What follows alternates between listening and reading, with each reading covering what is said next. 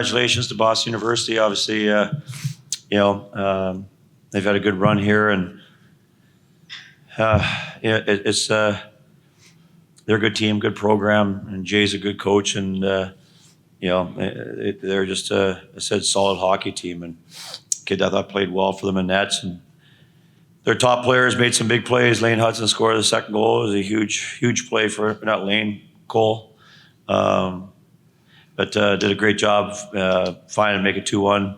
And but I think for speaking on behalf of our team, I couldn't be more proud than our hockey team. I mean, we played yesterday. We would have been out with probably 5 guys. Fortunately, we get hit with flu and while we were out here, and the guys that sucked it up in this game never said a word, never batted an eyelash, that played hard throughout the course of the night. And we gave it everything that we possibly could. And as a coach, I think that, that's all you ask of your player. I told them after the game that all you ask of these guys is just their heart and soul in their preparation to go out on the ice and give it everything they have, from block shots to back checking to taking a hit. I mean, it's the old adage as a coach, but, the commitment these guys have had, especially the guy to my right and that senior class to their freshman year, coming in, and COVID back in 2021 was canceled.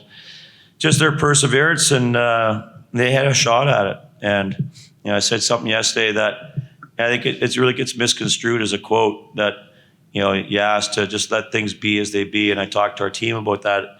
It's probably one of the most misconstrued quotes. And as far as when you pray, people take it as being lethargic or not caring. And I talked to our team, and it's the exact opposite. It's about how hard you prepare, how hard you commit, how hard you play. And then you can be at peace, and you can say, let it be His will. And that's exactly what these guys did.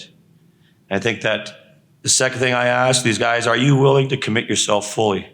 Absolutely fully. And I use this all the time with them. Absolutely fully, without knowing the end result. I think that's the key to success and happiness and as an athlete and as a person. And man, these guys did that. They got knocked out their sophomore year, knocked out last year, knocked out again this year. But they didn't get what they wanted, which is a national championship. Everybody wants it. But absolutely do everything in your will. Eat, train, compete. That's an ideal team, and I have the ideal team, man, and the ideal players, ideal culture, and I couldn't be happier and more proud than our players in our program. Thanks, Coach. Open up to questions for the players. We got Noah over here with the microphone. Please raise your hand, introduce yourself, and give you your media outlet. So we'll start here in the second row. Jade McNally, Cornell Daily Sun. Hank, can you talk about just the ups and downs of this season? Like, you were in the lineup when there were only 8 forwards ahead of you, made it all the way, 1 goal from the Frozen Four. Yeah. I think, like you said, we had a lot of ups and downs, a lot of injuries, a lot of games that didn't really go our way, a lot of bounces that didn't go our way throughout the year. And I think going into a time like this, we got hot at the end, and not only did we get hot, we had a lot of experiences like that we kind of knew gave us an edge. And when we went down, we knew things were going to turn, and they did, like you said. And I think it made us a more resilient group. Hank, you've obviously been with Coach Schaefer now for several years here throughout your entire career with Cornell. What has he meant to you as a player, as a person, throughout your time with the Big Red? He's been incredible. He's shaped me so much as a player and as a person. He's really been the greatest mentor in my life, outside of my family. And I mean that from the bottom of my heart. It's just been such a tremendous 4 years here that I can't believe is over, but Todd Milosky with US College Hockey Online. Hank, this was a tight game. It seemed like all the way through, and you're looking for a bounce, looking for something to go your way. You get a tying goal in the third there, but what did it feel like it needed a little bit more of on your end, if anything, tonight? Yeah, I mean, I thought it was a really back and forth game, really even game. We knew they were a pretty, flashy offense. They could make plays happen basically whenever. But I thought we managed some of their pushes pretty well. To answer that question, I thought we played with some pretty good pace throughout a lot of our pushes, and even in overtime we had some good looks, and it just didn't. Some of their goalie came up big a few times, and sometimes the bounces just didn't go our way. Any more questions for Hank? All right. Thank you, Hank. Thank you.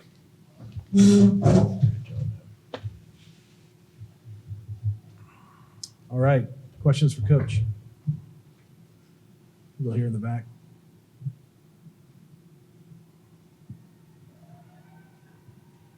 Mike, same kind of question. Would there be anything else you could ask for? I mean, it seemed like your guys put everything out there, but any different pushes, any different time of the game that you would like to see anything different to change it tonight? No, I mean, as I said, I go back to it. It is what they came and they played hard. Would I, like a little bit, like this or that? Yeah, every coach wants that, but I go back to stick to the roots. Is that what can you ask more than your athletes? You can't go back and change time. All you can do is go and look at how we played. We came hard to play hard, and we did. And we showed a great comeback, and Jack O'Leary scored it, make it 2-2. And it was just one of those goals. You throw it on net, and it goes through, right? What are you going to do? And it just hurts. That's what I would like us to score early in the third, in overtime when we had 2 or 3 scoring chances. That would have been nice. We'd be having a different conversation, but you can't change that. Over here.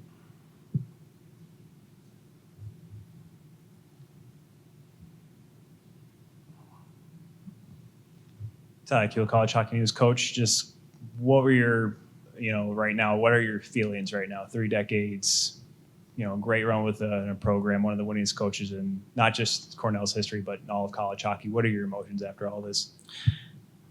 Pissed off that we lost. I mean, I'm grateful for my career. I'm grateful for Cornell University for providing me the job. It's just brutal honesty. I mean, I'm not happy we lost. I'm very proud of our players, how they represent Cornell. I mean, I've always been that way. Like, in today's society, are they not the truest student athletes? I mean, they pay to go to school. They have a tough curriculum. They grinded out exams last night at 6 to whatever, 7:30 last night. They're the truest sense of a student athlete in a world where it's chaos, right? Like, how could you not be proud of as a coach? And that's why I've stayed at Cornell. I mean, it's the best job in the country. Best fans, best university, best combination of hockey and academics. So, yeah, all those emotions.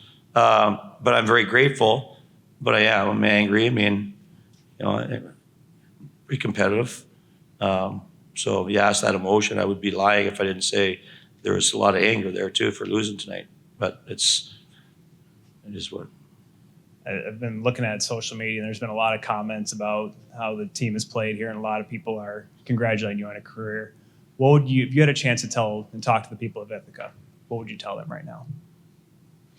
Well, I'm not on social media, so I probably wouldn't say anything to them. But in person, just gratitude. Like I'm sitting Bobby over there. Good friend, coached 33 years. I've said this before. We have a saying in our locker room, and I put it on our teacher, only we know, right? Only we know as coaches what our wives go through, what our family goes through. And fans think they know what's going through. They have no idea. It's everybody's job, right? No one knows what an AD does or vice president or a president. No one knows. And so fans so I'm grateful for our fans, but I'm really grateful for the camaraderie of Bobby and working at the NCAA with Chad and my vice president, my athletic director, my associate AD. I'm grateful for everything. So if our fans are, they shouldn't be disappointed that we got there. I'm the best frickin' coach going in the first round. The NCAA just couldn't get it done the second round, but I'm okay with it. You know, I'm flat okay with my career, and I'm very proud of it. Thank you. Here in the back. Peter South Red Line Report. Coach, congratulations on a great season and on a great career. With that being said, if the hockey gods bestowed one wish about the game that they would allow you to change, what would it be? I don't know. I wouldn't change much about our game. It's a beautiful game. You know, it's just, I think it's one of the best sporting events that you can go to as a fan.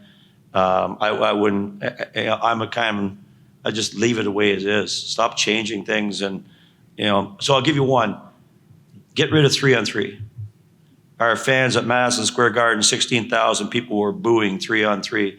I don't think we want to be there in hockey. So I wouldn't change much. I would return it the way it's supposed to be, 5-on-5. How's that? All right. We got right here in the second row. Coach, what has coaching at Cornell University meant to you?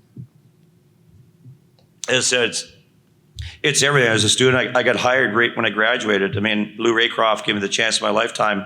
You know, my fiance was headed to California, and I was thinking about pro hockey, and I got a job for a big whopping huge salary of $14,000, and just enjoyed every aspect of it. I have some of my closest people at Cornell. I taught them phys ed my first year, and they're still deans of the school. I mean, it's given me everything. It's given my family everything. It's given me joy. It's given me security, a great place in Ithaca to raise my kids. I mean, it has done everything in your life that I think any person would want. So it's not bad. Good career and an unbelievable wife and family, and that's all you can ask for. And what do you tell the guys after a game like that? Obviously, your career is coming to an end. A lot of these seniors, their careers are coming to an end. How do you kind of handle that and talk to them? Yeah, it's no longer coming to an end. It's ended. And so is theirs. And I said to them, you know what, there's nothing you can say at that moment. Like, and I closed our locker room just because it's hard for anybody to be in that locker room to see what's going on with those guys. And every coach has gone through it, every program when a senior's done, it's one of the most emotional, hard things that an athlete, but I said to them, in an hour and a half, you know, they'll be hanging out with each other and remember, you know, the journey that they've had and the camaraderie they've had and the culture they've had. And you get around rooms like guys like Jimmy Rahill, who hardly played in his career, one of the best leaders I've ever had. So you don't say much as a coach. It's just nothing takes the pain away. And they're young. They'll bounce back quick. And you know, as I said, they sit in the charter at 8:30, 9 o'clock. They'll probably talk about how awesome the charter is. So they'll get it over pretty fast. Any more questions for Coach? All right. Thank you. Thank you, Coach. Thank you. Congrats on the